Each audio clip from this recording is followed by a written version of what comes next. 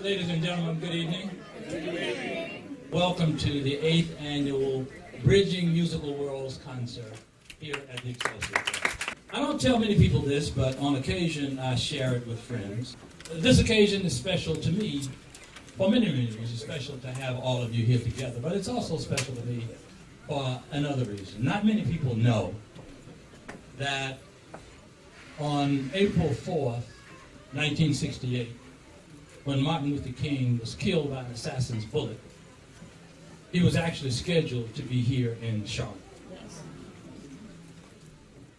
At the request of Dr. Reginald Hawkins, who at that time was running for governor, in fact, he was the first African American to run for governor in the 20th century. I was the campaign manager. And Sarah was right there in the campaign.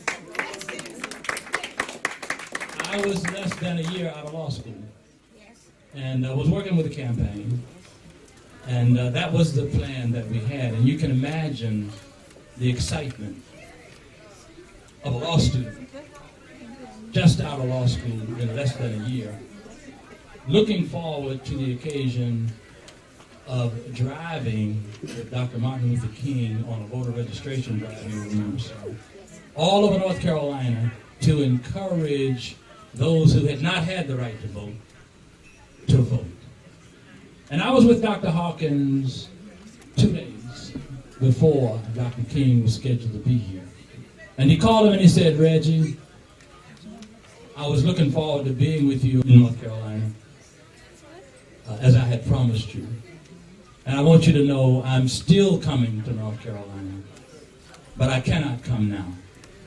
My work here in Memphis calls me to stay in Memphis to do some important things." And Sarah and I and others were extremely disappointed that Dr. King would not be able to be with us on that day, but we understood because we knew the importance of the work that he was doing in Memphis at that time.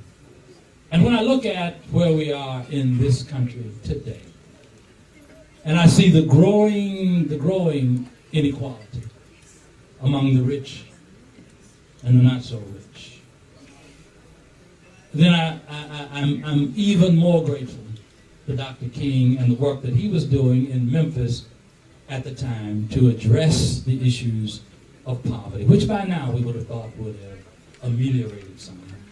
Instead, I'm afraid, we're going in the opposite direction. My daughter Cecilia calls this the best night of the year. And she's serious about that. And if this is your first time here, you're about to find out why she says that. It is the 8th year that we've done this, and we're all really proud to still be bringing this program to you. And the musicians have worked really hard, and especially Tyrone and Tony, they worked so hard to make this happen. On November 14th, Stevie Wonder came to town, and I'll have to say that rivaled this as the greatest night of the year.